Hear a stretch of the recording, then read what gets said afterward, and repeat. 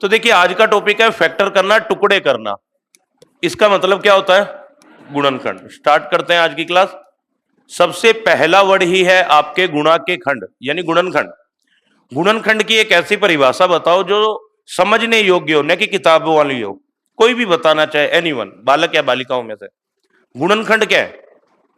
सबसे पहला वर्ड तो देखिए सर, खंड का मतलब होता है टुकड़े करना, और गुणा के रूप में टुकड़े होंगे सारे। अगर मैं आप लोगों को बिल्कुल सिंपल वे में बोलूं तो मान लीजिए जैसे मैं बोल रहा हूं 8 लिख दिया बच्चों, ठीक है। 8 में किस किस का भाग जा रहा है? 1 का, 2 का, 4 का, और किसी का जा रहा है क्या? तो किसी दी गई संख्याओं में जितनी संख्याओं का पूरा पूरा भाग जा सकता है, किसी दी गई संख्या में जिन संख्याओं का पूरा पूरा भाग जाता है, उन्हीं संख्याओं को क्या कहा जाता है? उसके टोटल फैक्टर, यानी उन्हीं संख्याओं को क्या कहा जाता है? कुल गुणनखंड। अगर मैं आप लोगों से बात करता हूं 8 के कुल गुणनखंड कितने होंगे, तो आप क्या बोलोगे? 1 2 4 8, यानी कितने गुणनखंड हो गए? चलो बच्चों, मैं एक आया हुआ क्वेश्चन ही लिखता हूं, 24 लिख दिया। फिलहाल अपने कोई फॉर्मूला नहीं करेंगे, घातों में एक जोड़ने वाला काम ही नहीं करेंगे सर। मैंने लिख दिया 24 आपके। अब बताओ 24 में किस किस का भाग जाता है?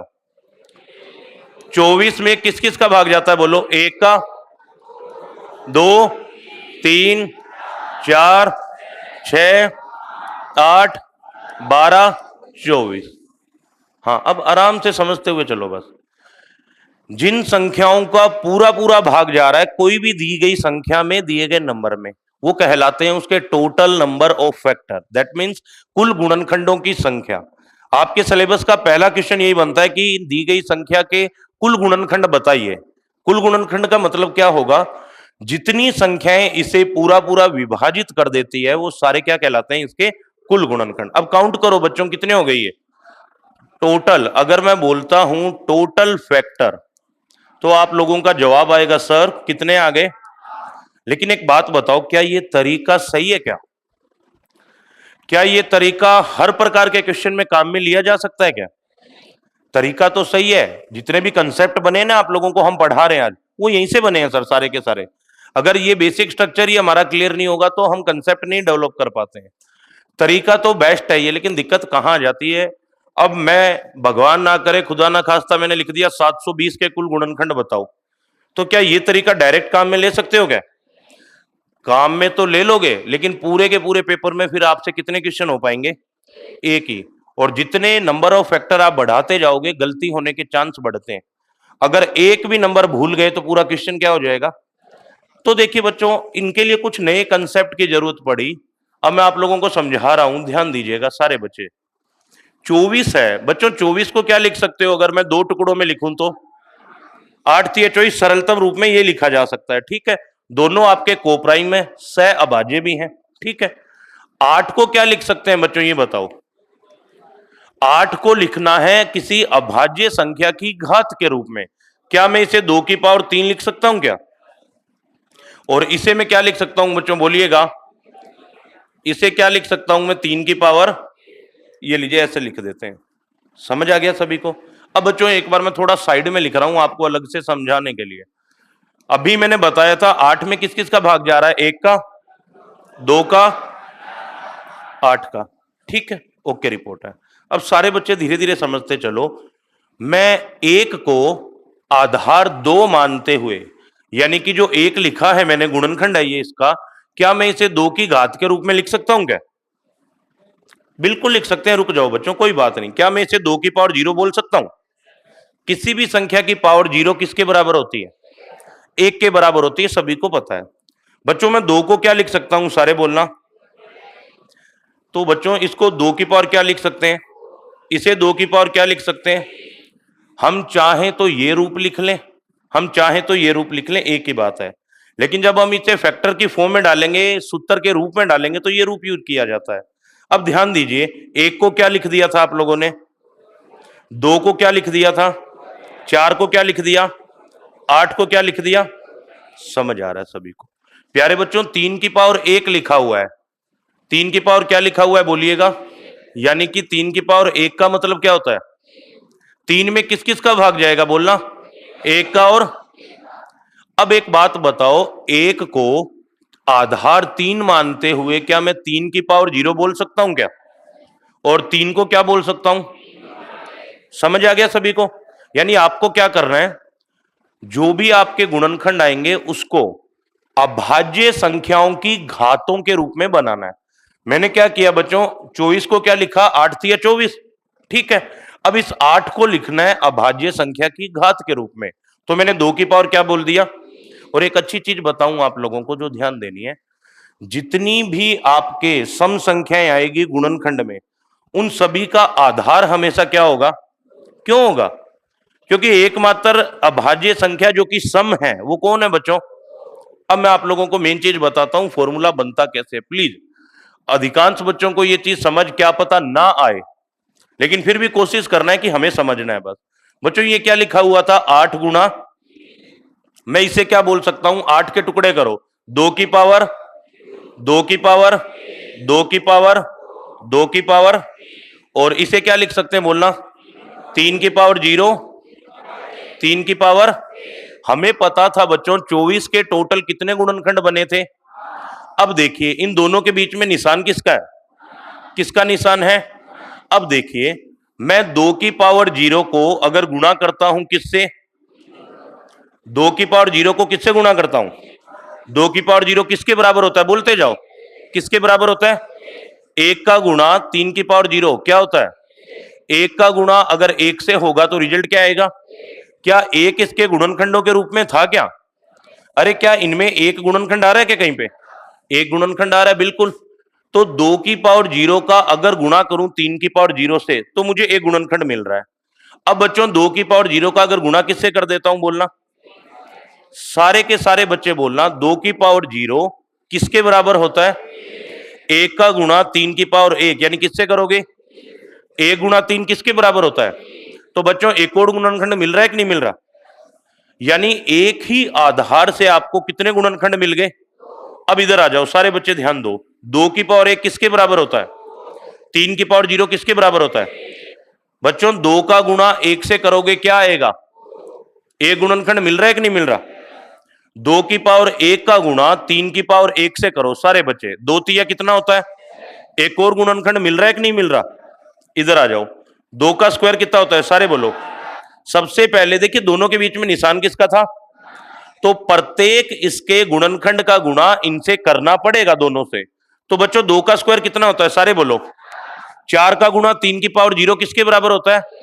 4 का गुणा 1 से करोगे तो क्या आएगा? एक और गुणनखंड आ गया, ठीक है बच्चों। अब 2 की पावर 2 का गुणा किससे करोगे बच्चों, बोलो। 2 का स्क्वायर क्या होता है? 4 तिये कितने होते हैं? एक और गुणनखंड आ गया। 2 की पावर 3 किसके बराबर होता है? 8 का गुणा किससे करोगे? 8 का गुणा 1 से करोगे, 8 एकम कितना होता है? 8 का गुणा किससे करोगे? 8 तिया कितना हो गया? 24। सारे के सारे गुणनखंड इस रूप में लिखने पर आ रहे हैं कि नहीं आ रहे? आ रहे हैं कि नहीं आ रहे?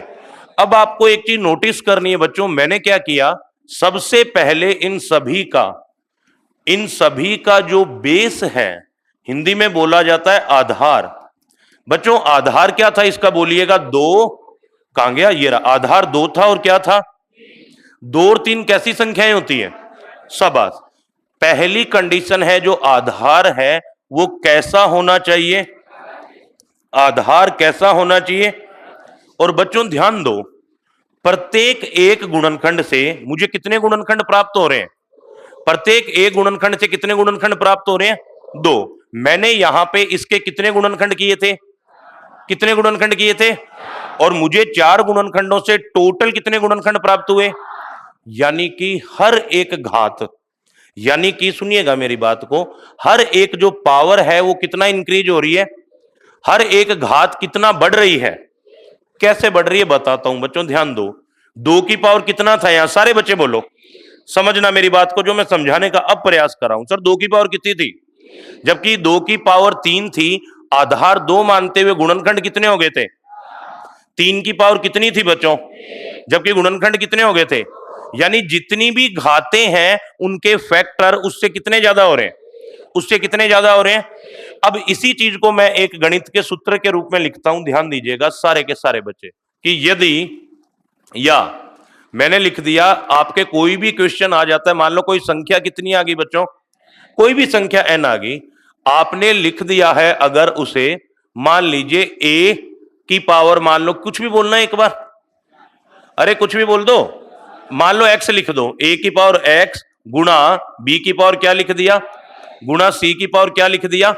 जैसे ये क्वेश्चन था बच्चों 24 को क्या लिखा था, सारे बच्चे बोलो, 2 की पावर 3 गुणा 3 की पावर, गुणनखंड कितने हो रहे थे, यहां से गुणनखंड कितने मिले थे, बीच में निशान किसका था, यहां से गुणनखंड कितने मिले थे, 4 दूए डायरेक्ट कितना आ गया। यानी जो भी घात होती है ना इनकी, उसके फैक्टर उससे कितने ज्यादा आते हैं। तो अगर मैं इसे इस रूप में लिख देता हूं तो ध्यान रखिएगा, टोटल गुणनखंड यानी कि कुल गुणनखंड या टोटल फैक्टर, घात कितनी आ रही है बच्चों, तो इसके गुणनखंड कितने आ जाएंगे।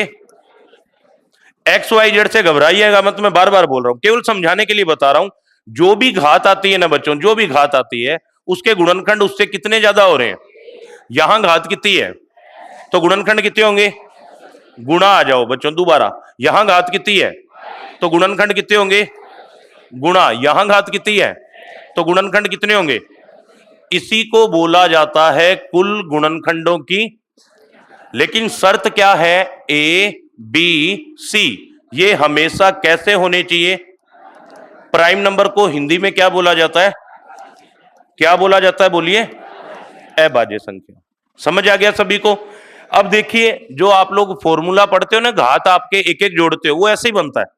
कोई भी फॉर्मूला पढ़ रहे हो, अगर कोई पूछ ले घात एक क्यों ज्यादा होती है, तो रीजन उसको ये बताइएगा, सर क्योंकि हमेशा एक गुणनखंड, देखिए 2 की घात कितना था इसमें बोलिए, 2 की घात कितना था, गुणनखंड कितने हो रहे थे, 4 क्यों हुए, क्योंकि एक गुणनखंड हमेशा उस संख्या की घात कितने के रूप में विद्यमान होता है, क्योंकि किसी भी संख्या की घात 0 किसके बराबर होता है, और 1 का बेटा दी गई सभी संख्याओं में भाग जाता है या नहीं जाता, 1 का भाग 8 में भी जा रहा है ना, तो जो 1 होता है ना बच्चों, उसको हमेशा घात किसके रूप में लिखा जाता है।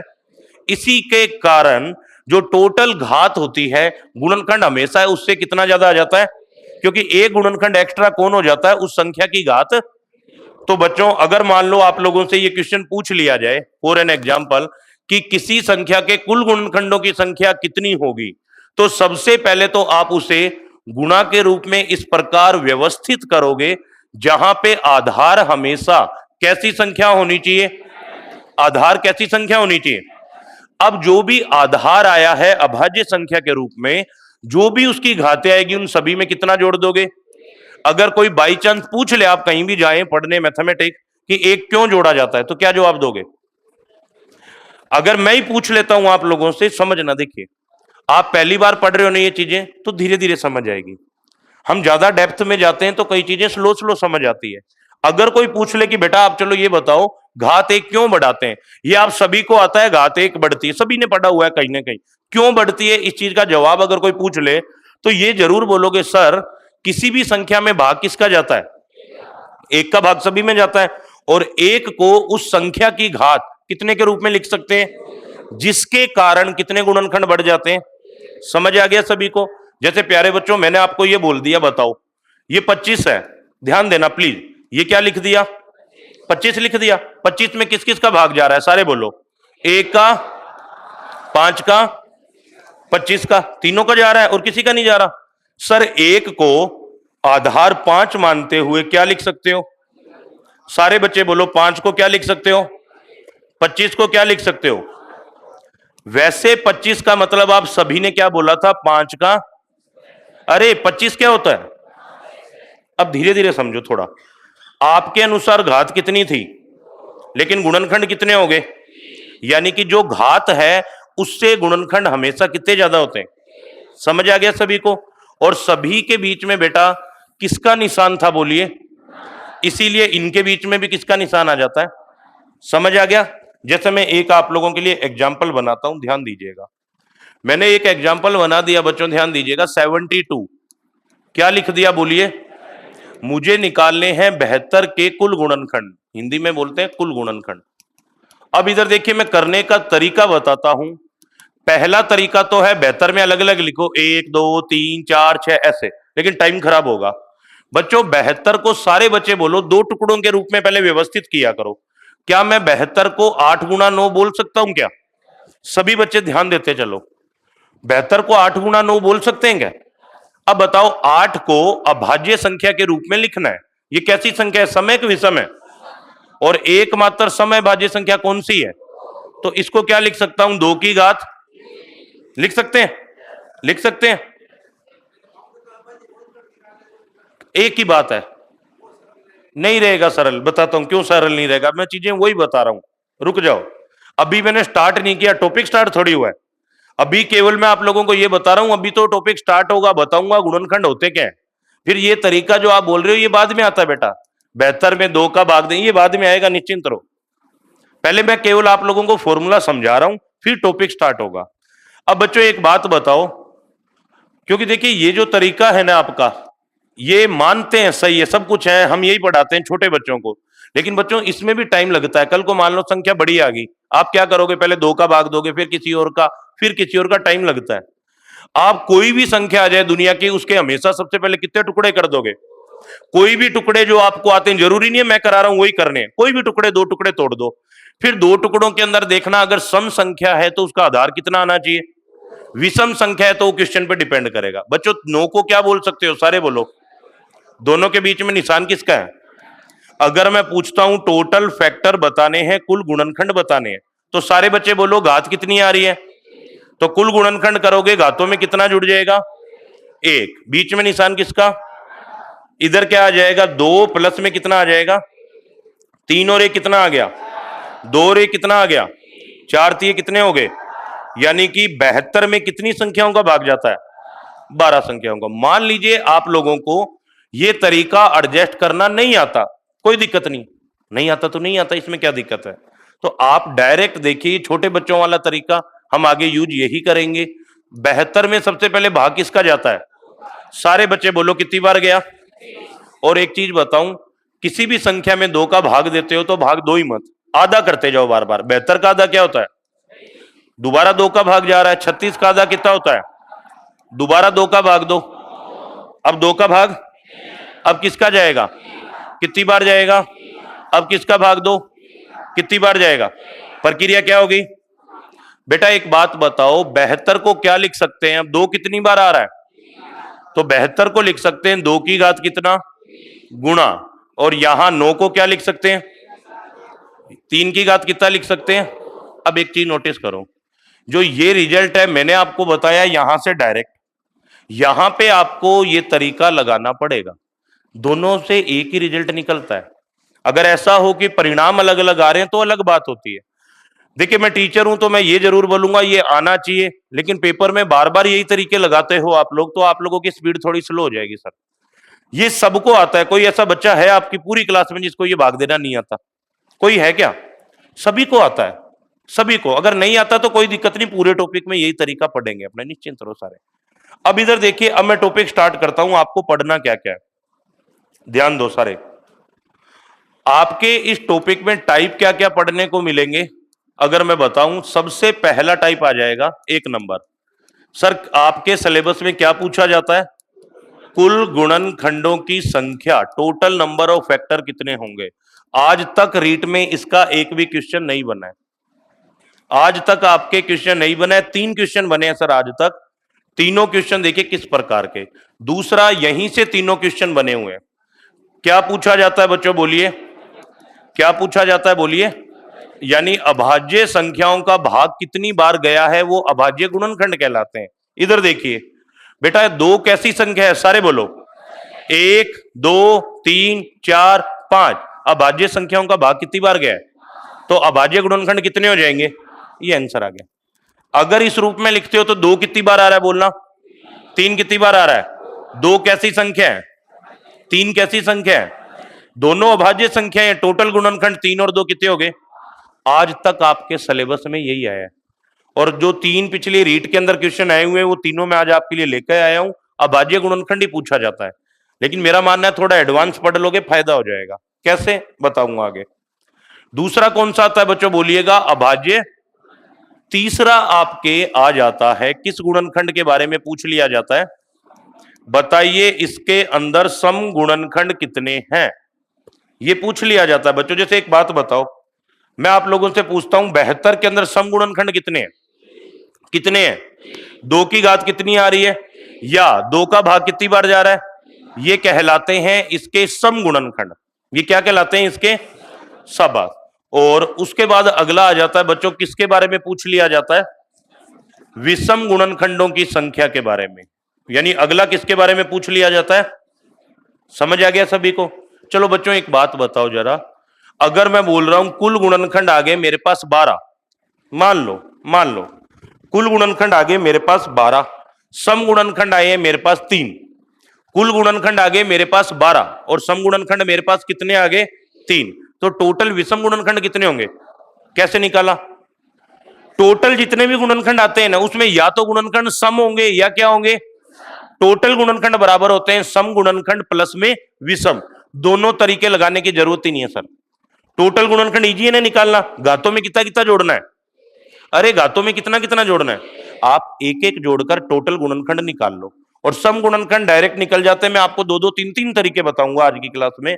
सम गुणनखंड जैसे ही निकाल लेते हो, फिर टोटल गुणनखंड में से सम गुणनखंड को घटा दो, जो बचेंगे वो कौन से होंगे आगे बता देंगे। ठीक है सर। पांचवा टाइप आता है इसके अंदर सम ऑफ द फैक्टर, यानी जितने भी गुणनखंड बने हैं उन गुणनखंडों का क्या करना पड़ेगा बच्चों। जैसे अभी मैंने एक 24 वाला क्वेश्चन करवाया था, छोटा सा, यही तो था बेटा। ये सारे के सारे 24 के क्या थे बोलिएगा? 24 के क्या थे? सारे के सारे। अब इन सारे के सारे गुणनखंडों को जोड़ देना, इसी को बोला जाता है गुणनखंडों का योग। लेकिन क्या ये तरीका सही है क्या जोड़ने वाला? अगर आप इस प्रकार से जोड़ोगे तो आप लोगों से बड़ी संख्याओं के गुणनखंड निकालना संभव नहीं होगा। फिर आगे चलते हैं। आजकल मॉडर्न टाइम के अंदर जो सबसे ज्यादा पूछा जा रहा है, ध्यान दीजिएगा, गुणनखंडों का योग में क्या आ जाता है?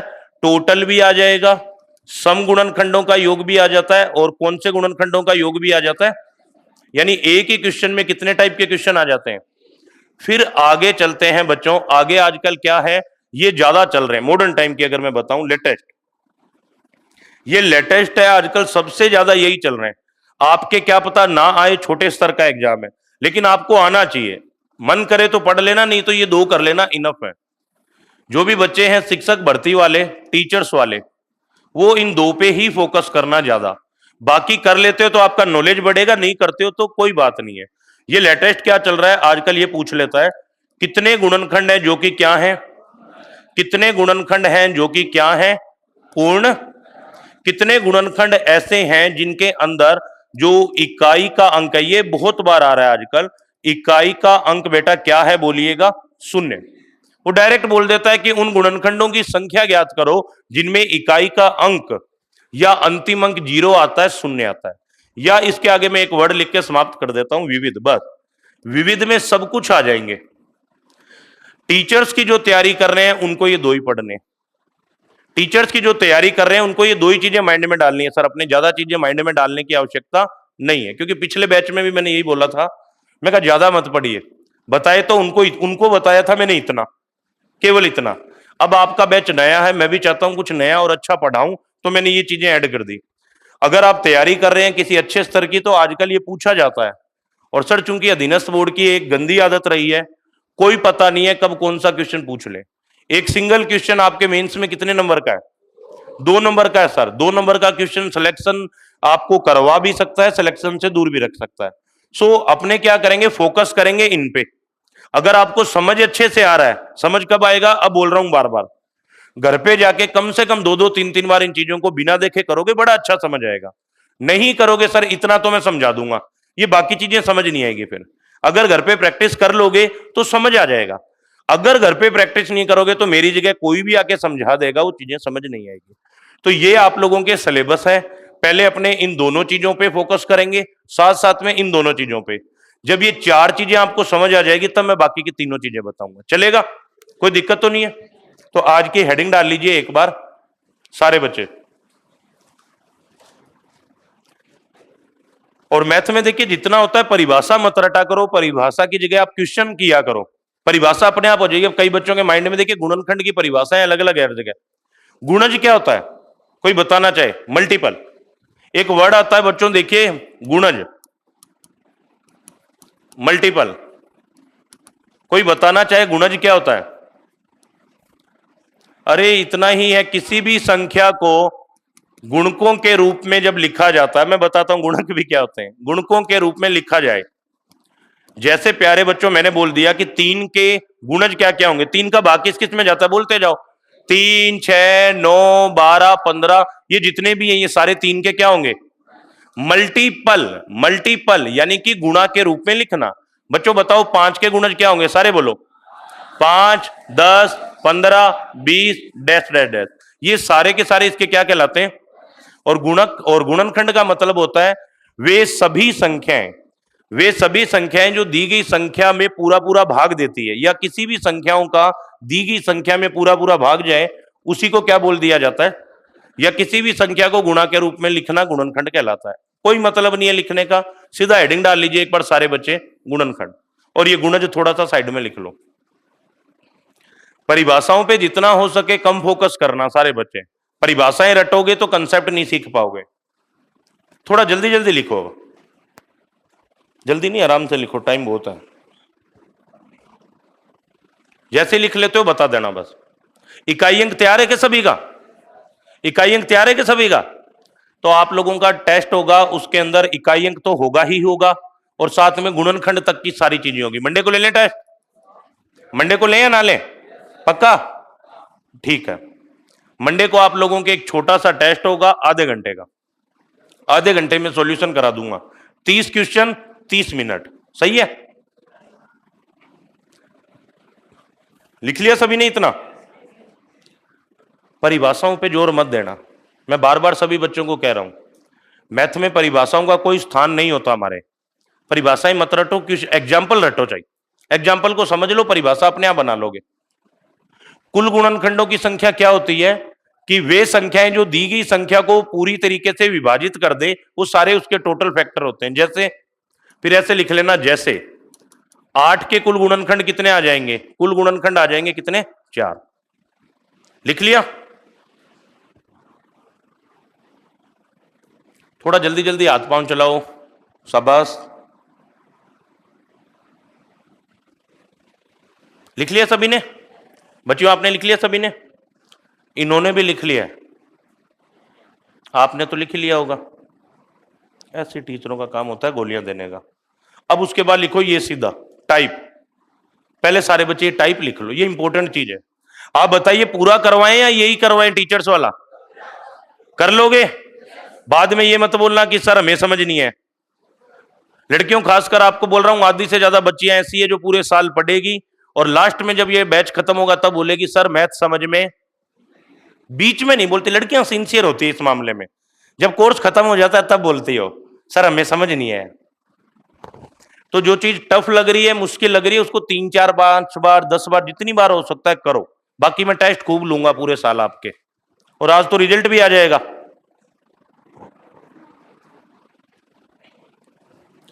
अगर अगली गवर्नमेंट मान लो दोबारा से एक ही पेपर कर दे तो सही है गलत है? सही है ना? एक ही पेपर सही है। अब ये इतना आपका तो आरएस जैसा सिस्टम कर दिया। पहले आप सारे के सारे पास करते हो ये वाली बीएसटीसी पीटीटी की परीक्षा, फिर बीएसटीसी करते हो 2 साल, फिर उसके बाद प्री का पेपर देते हो जिसे रीट का पेपर कहते हैं, फिर टीचर्स का पेपर देते हो, फिर साल 6 महीने 2-4 महीने वेट करते हो रिजल्ट का। यानी लगभग ये 2 साल 3 साल में पेपर एक कंप्लीट होता है इनसे। तो फायदा है कि नुकसान है? नुकसान ही नुकसान है सारा। इससे बढ़िया आदमी सीरियसली जो आपका ये रीट का सिलेबस है ना, अध्यापक का, सॉरी, अगर आप ये सिलेबस अच्छे से कर लेते हो ना तो आगे चल के एलडीसी, पटवारी, महिला सुपरवाइजर, ये सारी की सारी परीक्षाओं के अंदर यही जीके, यही चीजें आराम से पास हो जाती है। कर लिया सभी ने? सीटी 10+2 दिया था क्या आपने? कितने हैं इस क्लास से टॉपर? कितने हैं सर? 180, बढ़िया। 186 कितना? हाँ सर पीछे 200+ कितने बचे हैं? अभी तक अपनी एकेडमी के अंदर से एक बच्चा है, नाम अभी नहीं बताऊंगा, फाइनल रिजल्ट आएगा जब अपने आप लोग देखेंगे।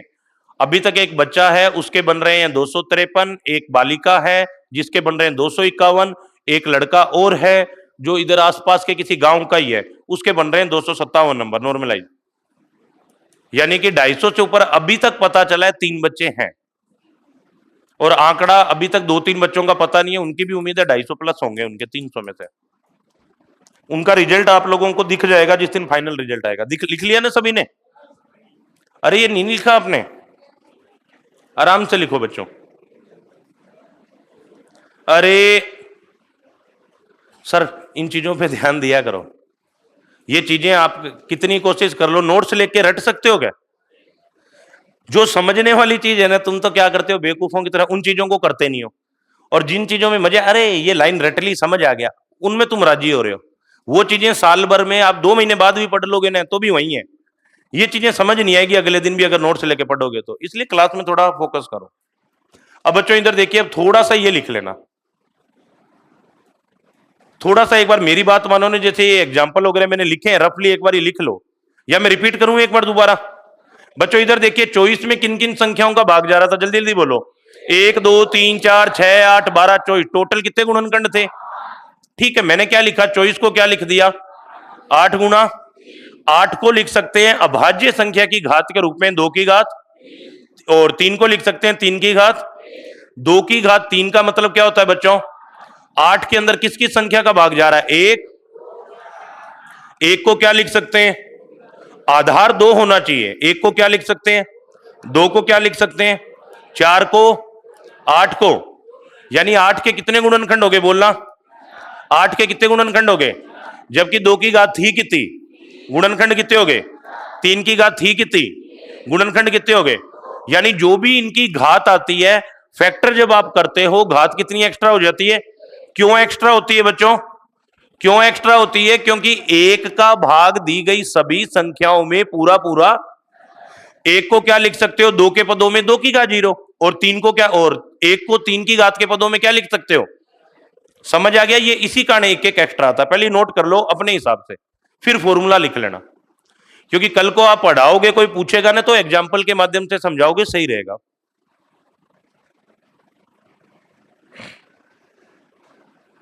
थोड़ा जल्दी जल्दी से लिख लो ना।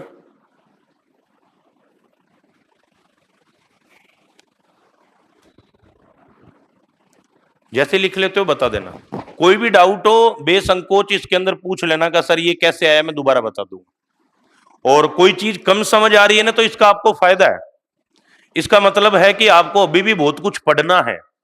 अगर सभी कुछ समझ आने लग गया पहली बारी में तो आप पढ़ाई करना छोड़ दोगे, सीरियस नहीं लोगे उस सब्जेक्ट को। ये केवल मैंने रामलीला इसीलिए लिखवाई थी ताकि समझ आ जाए घात एक बढ़ती क्यों है, बस, और कोई इंटेंशन नहीं था अपना। थोड़ा जल्दी जल्दी लिखो, है ना। लिख लिया बालिकाओं, लिख लिया आपने सभी ने, स्टूडेंट लड़कों आपने लिख लिया सभी ने।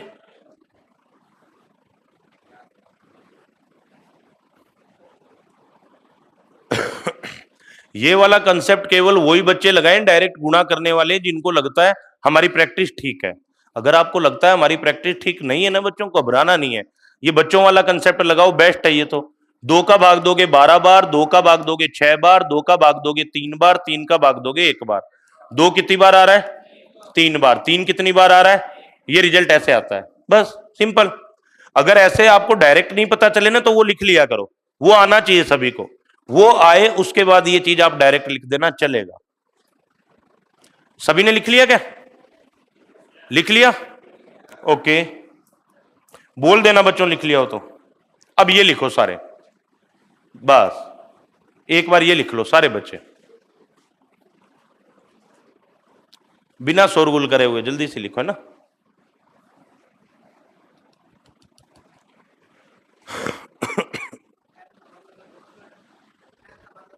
किस चीज का, एन का मतलब कोई भी नंबर होगा, दी गई कोई भी संख्या होगी ना जिसके गुणनखंड निकालने, ये वो होगा। गुणनखंड तो वो रहे जो साइड में लिखे ना अपनों ने, ये सारे इसके फैक्टर ही, ए की पावर एक्स, बी की पावर वाई, सी की पावर जेड। किसी भी संख्या को गुणा के रूप में लिखना उसके गुणनखंड ही कहलाते हैं बच्चों। गुणनखंड अलग होता है, टोटल नंबर ऑफ फैक्टर, कुल गुणनखंड और गुणनखंड में अंतर है।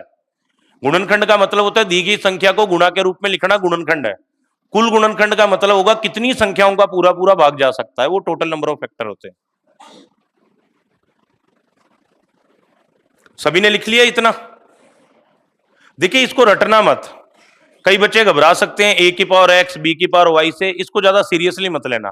केवल इतना याद रखो, घातों में कितना जोड़ना है, क्यों जोड़ना है, कोई पूछ ले तो उसको बोल देना तेरा काम से काम रख, हमें आता है, बात खत्म। हर किसी को बताने की जरूरत नहीं है क्यों जोड़ा जाता है। सभी ने लिख लिया? शाबाश। अब चलते हैं थोड़ा सा आपको आगे लेके चले, आगे चले। एक काम करो बच्चों, ये एग्जाम्पल लिख लो एक बार। 72 के कुल गुणनखंडों की संख्या बताओ। यार रुको एक बार, रुको, थमो थमो, इस एक क्वेश्चन में ये चारों चीजें समझाई देता हूं, पहले रुकिए बच्चों। देखिए सबसे पहले मैंने एक क्वेश्चन क्या बना दिया, 72, क्लियर। अब बच्चों इधर देखिए, 72 के गुणनखंड निकालते हैं। सारे बच्चे एक क्वेश्चन समझ लो, आधा आपको ये टॉपिक समझ आ जाएगा, ठीक है। 72 में सारे बच्चे बोलो, सबसे पहले भाग किसका जाता है, कितनी बार, फिर कितनी बार, शाबाश, फिर 2 का कितनी बार, फिर 2 का कितनी बार, नहीं जाता 2 का, 3 का कितनी बार, 3 का कितनी बार, समझ आ गया। अर्थात 2 कितनी बार गुणा हो रहा है, 3 कितनी बार गुणा हो रहा है। तो प्यारे बच्चों 72 को लिखा 2 की पावर गुणा 3 की पावर 8 इंटू 9 72। या तो वो तरीका लगाओ, आप नए हो अधिकांश बच्चे तो ये तरीका लगाओ, आपके लिए अच्छा रहेगा। अब सर ध्यान देते जाओ, पहले मैं निकालना सिखाता हूं आप लोगों को। क्या सिखाते हैं बच्चों, बोलिए क्या सिखाते हैं, कुल गुणनखंड। ये वाला तरीका ही लगता है हकीकत में, पूर्ण वर्ग पूर्ण घन सभी में यही तरीका लगता है। कुल गुणनखंड बच्चों घात कितनी आ रही है, सारे बोलो। तो 3 को क्या लिखेंगे, 3 प्लस गुणा घात कितनी आ रही है, 2 को क्या लिखोगे। तो बच्चों सारे बताओ कितना आ गया, 3 और 1, 2 और 1, 4, तो ये कितने हो गए। तो टोटल कितनी संख्याओं का भाग जा रहा है, सब बात। दूसरा जो आपके सिलेबस में ज्यादातर पूछा जाता है, प्राइम फैक्टर। टोटल इसमें बताना है अभाज्य गुणनखंड कितने होंगे। बच्चों एक बात बताओ, 2 कौन सी संख्या है, 2 कौन सी संख्या है, कितनी बार आ रही है, कितनी बार आ रही है। 3 कैसी संख्या है, कितनी बार आ रही है। जो भी इनकी घातें हैं अभाज्य संख्याओं की, डायरेक्ट जोड़ दो, तो 3 और 2 कितने आ गए। अगर ये तरीका अच्छा नहीं लगता घातों को जोड़ने वाला, तो ये देख लो कितनी बार बच्चों भाग जा रहा है अभाज्य संख्याओं का, 1 2 3 4 5। समझ आ गया सभी को। तीसरा होता है, आपको पता लगाना है कि इसमें कितनी सम संख्याओं का पूरा पूरा भाग जा रहा है। अब बोर्ड पे आ जाओ, रियल कंसेप्ट बताऊं या आप लोगों को वो चीज बताऊं जो डायरेक्ट हर कोई बताता है। कंसेप्ट बताएं पहले। चलो बच्चों एक बात बताओ जरा, सारे कंसेप्ट बता रहा हूं, समझ नहीं आए कोई दिक्कत नहीं है, मेरा काम यही है कि आपको एक बार बताना। समझ नहीं आए कोई दिक्कत नहीं है, पहला टारगेट है नंबर लेना आपने, ठीक है। नंबर मैं आपको दिलवा दूंगा, पहले समझाता हूं, ध्यान दो थोड़ा। मैं कौन से फैक्टर निकालना सिखा रहा हूं आपको, बोलिएगा, सम गुणनखंड। प्यारे बच्चों एक बात बताओ, 72 को आपने क्या लिखा था, 2 की पावर 3 गुणा 3 की पावर क्या लिखा था। आप सम गुणनखंड निकाल रहे हो। बच्चों सम गुणनखंड का मतलब क्या होता है, आप संख्याओं को लिख रहे हो गुणनखंड के रूप में, गुणांक के रूप में, लेकिन सारी की सारी संख्या यूज कौन सी लेनी है, सारी की सारी संख्या यूज कौन सी लेनी है। प्यारे बच्चों एक बात बताना जरा मुझे, प्लीज थोड़ा समझना। 2 की पावर 3 के गुणनखंड कौन कौन से किए थे, 2 की पावर, 2 की पावर, ऐसे नहीं बताता, रुको ऐसे बताता हूं, 2 की पावर, 2 की पावर, 2 की पावर, 2 की पावर, और 3 की पावर कितनी थी बच्चों, बोलना, गुणनखंड करो सारे, 3 की पावर, 3 की पावर, 3 की पावर, बस प्रक्रिया क्या होगी। अब आपको इन्हें लिखना है गुणा के रूप में। सारे बच्चे थोड़ा सा ध्यान दो, ज्यादा अपने को यहां लोड नहीं लेना, ज्यादा टेंशन लोगे ऊपर से निकल जाएगा पूरा टॉपिक। बच्चों जरा एक बात बताना मुझे, सारे के सारे बच्चे, ठीक है। अगर मैं 2 की पावर 0 को ले लेता हूं, अगर मैं 2 की पावर 0 को ले लेता हूं, बेटा 2 की पावर 0 का मतलब क्या होता है, हाँ या ना, समझ आयो को आयो। तो बेटा 1 का गुणा अगर मैं 3 की पावर 0 से करूं, 3 की पावर 0 भी किसके बराबर होती है, ठीक है। 1 गुणा 1 गुणनखंड क्या आ गया, सम होता है कि विषम होता है, यानी इसको लेने की कोई जरूरत। बच्चों चलो इधर आओ, 2 की पावर 0 किसके बराबर होता है? 1 का गुणा 3 से करोगे, गुणनखंड क्या आ गया? लेने की कोई जरूरत। समझ आ रही है मेरी बात? ओके बच्चों, 1 का गुणा 3 का स्क्वायर, 3 का स्क्वायर कितना होता है? क्योंकि दोनों के बीच में निशान किसका था? 9 से करोगे कितना आ गया? ये लेने की कोई जरूरत। समझ आ गई मेरी बात? अब बच्चों इधर आ जाओ, 2 की पावर 1 किसके बराबर होता है? 2 की पावर 1 किसके बराबर होता है? सर 3 की पावर 0 किसके बराबर होता है? 2 एकम कितना हो गया? ओके एक बार सारे गुणनखंड लिख रहा हूं। सर 2 की पावर 1 यानी 2, 2 का गुणा 3 से करोगे क्या आ गया? क्या आ गया?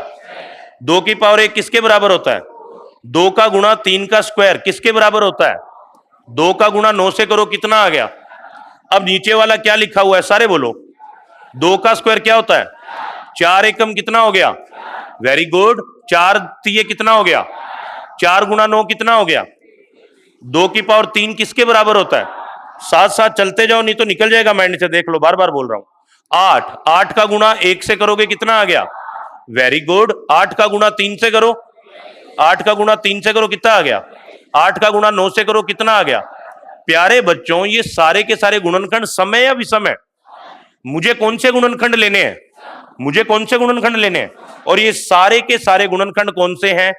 कितने हैं गिनो? 1 2 3 4 5 6 7 8 9, यानी टोटल 72 में सम गुणनखंडों की संख्या कितनी होगी? जबकि विषम पूछे जाएंगे तो विषम कितने होंगे? विषम कितने होंगे? अब मैं इनको थोड़ा मैथमेटिक्स के रूप में लिखता हूं, अब समझना।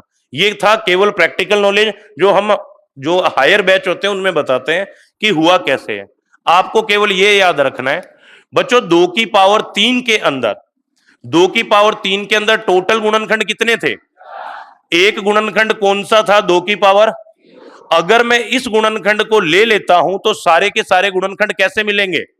सम मिलेंगे या विषम मिलेंगे? यानी इसे लेने की कोई जरूरत। टोटल गुणनखंड यहां से मुझे कितने मिल रहे थे बच्चों बोलना? 4 में से एक गुणनखंड कौन सा था? क्या उसे लेंगे क्या? क्यों नहीं लेंगे? क्योंकि 2 की पावर 0 क्या होता है? अरे 2 की पावर 0 क्या होता है? एक कौन सी संख्या है? अगर विषम संख्या को लेंगे तो गुणनखंड भी कौन से मिलेंगे गुणा करने पर? इसलिए उसे लेने की कोई जरूरत। अब बच्चों 4 में से एक गुणनखंड हटा दिया, कितने गुणनखंड बच गए? तो यहां पे बच्चों मैंने क्या लिख दिया? सारे बच्चे बोलो, समझ आ रही है मेरी बात? अब बच्चों एक बात बताओ, ये टोटल मेरे पास गुणनखंड कितने बचे थे? इन तीनों गुणनखंडों का जब मैं एक एक करके इनसे गुणा कर रहा था तो एक एक गुणनखंड एक्स्ट्रा मिल रहा था। तो आपको देखिए ये कितना गुणनखंड है बच्चों? एक गुणनखंड है, इसको इससे गुणा किया, इससे गुणा किया, इससे गुणा किया, कितने गुणनखंड मिल गए? फिर इस वाले को इससे इससे इससे गुणा किया, फिर कितने मिल गए? इस वाले को इससे इससे इससे गुणा किया, फिर कितने मिल गए? तो बच्चों यहां घात कितनी आ रही है सारे बोलो? जब भी सम गुणनखंड निकालते हो तो सम संख्या की जो घात है उसे तो एज इट इज लिख दो, उसे तो एज इट इज लिख दो, कोई चेंज नहीं करना। 3 है तो 3, 4 है तो 4, 5 है तो 5। शेष जितनी भी घातें आएगी उन सभी में कितना जोड़ना पड़ेगा? क्यों जोड़ना पड़ेगा? क्योंकि उनके अंदर उस संख्या की घात 0 सम्मिलित होगा या नहीं होगा? उसमें तो सम्मिलित होगा। क्यों? क्योंकि सम संख्या का गुणा किसी भी विषम संख्या से करोगे तो भी रिजल्ट सम ही मिलता है बच्चों। तो यहां से देखिए, अब मैं आपको कंसेप्ट समझा रहा हूं जो याद रखना है सभी को। पहले सम संख्या की जो घात है उसे एज इट इज लिख दो, शेष जितनी भी घातें आएगी लंबी चौड़ी सभी घातों के अंदर कितना जोड़ना पड़ेगा? तो बच्चों 3 गुणा, सारे बच्चे बोलो, 2 रे कितना हो गया? 3 तिया कितने गुणनखंड आ गए? ये तरीका पेपर में लगाना है और ये बेसिक है कैसे बना है। ये समझ नहीं भी आया तो भी चलेगा, ये पहली बारी में सभी के समझ नहीं आएगा, बार बार बोल रहा हूं। ये समझ आ गया कि सभी को क्या करना है? तो अब इधर देखिए लिख देता हूं डायरेक्ट। सम गुणनखंड निकाल लें बच्चों, 2 की पावर कितनी आ रही है? सारे बोलो, बोलिए ना कितनी आ रही है? As it is. सम संख्या की घात को एज इट इज लिखेंगे, कोई चेंजिंग नहीं करेंगे। ये सबसे आसान नियम पड़ेगा आपके लिए। गुणा 3 की घात कितनी आ रही है? जितनी भी घातें आ रही है सभी में कितना जोड़ोगे? 3 तिया कितने गुणनखंड आ गए? चौथा क्वेश्चन निकालते हैं कौन से गुणनखंड? चौथा क्वेश्चन निकालते हैं कौन से गुणनखंड बच्चों बोलिएगा? विषम गुणनखंड। 2 तरीके बता रहा हूं, ध्यान देना। सबसे पहला गुणनखंड, सबसे पहला तरीका, कुल गुणनखंड कितने थे बच्चों? कुल गुणनखंड का मतलब होता है इसमें सम और कौन से गुणनखंड शामिल होते हैं। अगर टोटल में से मैं कौन से गुणनखंड हटा देता हूं, कौन से बचेंगे? टोटल गुणनखंड कितने थे? सम कितने थे? विषम कितने बच गए? पहला तरीका जो हर कोई बताता होगा। दूसरा तरीका जो आपको बढ़िया बताता हूं, बेटा एक बात बताओ, दुनिया की किसी भी सम संख्या का, दुनिया की किसी भी सम संख्या का गुणा अगर, दुनिया की किसी भी सम संख्या का गुणा अगर सम संख्या से करते हैं तो रिजल्ट कैसा आता है? दुनिया के किसी भी सम संख्या का गुणा विषम संख्या से करते हैं तो भी रिजल्ट क्या आता है? दो एकम, दो तिया, दो पांजे, दो निमे। अरे दो गुणा नौ कितने होते हैं? दो कैसी संख्या है सर? 1 3 5 7 9 कैसी संख्या है? सम का गुणा अगर विषम से भी करोगे तो भी रिजल्ट कैसा आएगा? यानी अगर मैं सम संख्याओं को ले लूंगा ना किसी को भी तो रिजल्ट कैसा आएगा? जबकि मुझे गुणनखंड कैसे निकालने हैं? तो इस पे हाथ रख दो, बस खत्म, कुछ नहीं करना। जब भी विषम गुणनखंड निकालते हो सम वालों पे हाथ रख दो। अब दिखाई दे रहे हैं क्या? दिखाई नहीं दे रहे? अब बाकी तरीका सेम रहेगा। घात कितनी आ रही है बच्चों, बोलो घात कितनी आ रही है? वही तरीका, जितनी भी घातें आएगी उन सभी में कितना जोड़ दोगे? तो बच्चों दो और एक कितने हो गए? समझ आ गए सभी को चारों? अब रिपीट करता हूं, एक बार बोर्ड पे देखो। सबसे पहले 72 को क्या लिखा बच्चों, बोलना सारे, बोलिए ना एक बार। 72 को क्या लिखा? 72 को लिखा 2 की पावर 3 गुणा 3 की पावर। समझ आ गया सभी को? 2 की घात कितनी आ रही है? 2 की घात कितनी आ रही है? 3 की घात कितनी आ रही है? पहले नंबर पे कौन से गुणनखंड निकालें? कुल गुणनखंड का तरीका बताए, क्या काम में लेना है? घातों में कितना जोड़ना है, क्यों जोड़ना है? समझ आ गया था सभी को? घातों में कितना जोड़ दिया? 3 और 1, 2 और 1, 4 3 कितने हो गए? समझ आ गया? कितनी अभाज्य संख्याओं का भाग जा रहा है? अरे अभाज्य संख्याओं का भाग, सॉरी, कितनी बार जा रहा है? अरे 1 2 3 4 5 कितनी बार जा रहा है? या सीधा करो, अभाज्य संख्याओं की घातों को जोड़ दो। 3 और 2 कितने आ गए? 3 और 2 कितने आ गए? अब कौन सा गुणनखंड निकाल रहे हो? सम गुणनखंड का मतलब क्या होता है? गुणनखंड क्या होने चाहिए? सारे। अब उसके लिए शॉर्ट तरीका तो ये है, जो भी सम संख्या की घात आएगी उसको एज इट इज लिख दो, कोई परिवर्तन करने की जरूरत नहीं है। शेष जितनी भी घातें आती है सभी में कितना जोड़ दो। तो बेटा 2 रे कितना हो गया? 3 तिया कितना हो गया? अब कौन सा गुणनखंड निकालोगे? अब कौन सा निकालोगे? पहला तरीका क्या है? पहला क्या तरीका क्या है? विषम में से क्या घटा दो, सॉरी टोटल में से क्या घटा दोगे? टोटल गुणनखंड कितने हैं? टोटल कितने हैं? 12 में से 9 घटाओगे, कितने आ गए? पहला तरीका जो हर कोई यूज लेता है। फिर भी अगर आपको लगता है नहीं सर हमें ये यूज नहीं लेना, तो बच्चों कुछ नहीं करना, सम संख्याओं पे क्या रख दोगे? हाथ रख दो, डायरेक्ट हाथ रख दो। घात कितनी बची हुई है? कितना जोड़ेंगे? 2 रे कितना हो गया? समझ आ गया? अब एक चीज नोटिस करो, अगर पेपर में आप लोगों से सम भी पूछ ले तो आप पहले विषम भी निकाल सकते हो। कैसे बच्चों? टोटल गुणनखंड कितने आए थे? विषम गुणनखंड यहां से कितने निकाल लोगे? बोलो तो सही। 3 निकाल लोगे ना। सम पे हाथ रख दो, घात में 1 जोड़ दो, 2 रे कितने आगे सर? अगर टोटल गुणनखंडों में से विषम गुणनखंडों को घटा दें, 12 में से 3 गए तो सम कितने आ जाएंगे? टोटल में से सम को घटाओगे तो विषम आएंगे, टोटल में से विषम को घटाओगे तो क्या आएंगे? टोटल में से सम को घटाओगे तो क्या आएंगे? चारों समझ आ गए क्या? पक्का? अब नोट कर लो ये वाला। देखिए अगर मूड करे ना आप लोगों को, ये केवल मैंने समझाने के लिए बताया था कि होता क्यों है, ये आपको आना चाहिए। लेकिन कोई बात नहीं बच्चों, इंपॉर्टेंट ये है, नोट कर लो। थोड़ा जल्दी नोट करो।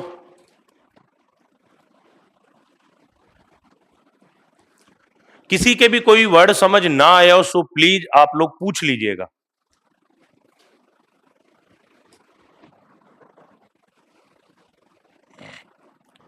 लिख लिया सभी ने? एक काम करो, 1 सेकंड के लिए 1 मिनट रुको सारे ना, एक क्वेश्चन घर से करने को दे दूं? अरे 1 मिनट रुक जाओ, भागो मत। एक क्वेश्चन दे रहा हूं, दे क्वेश्चन। ठीक है, ये नोट कर लिया? अरे चलो मैं दे ही देता हूं ना अलग से। देखिए सुनो, एक आप लोगों का होमवर्क है, मैं यहां एक वर्ड लिख देता हूं। किधर लिखें? ये लीजिए, ये है आप लोगों का होमवर्क, जो कि आपको कहां करना है? किसके घर पे? खुद के घर पे ना। तो ये लीजिए 120 दी हुई है संख्या, इसके अंदर 1 2 3 4 चारों टाइप करने हैं। टोटल गुणनखंड भी निकालने हैं, अभाज्य गुणनखंड भी निकालने हैं, सम भी निकालने हैं और विषम भी निकालने हैं। कर लोगे क्या?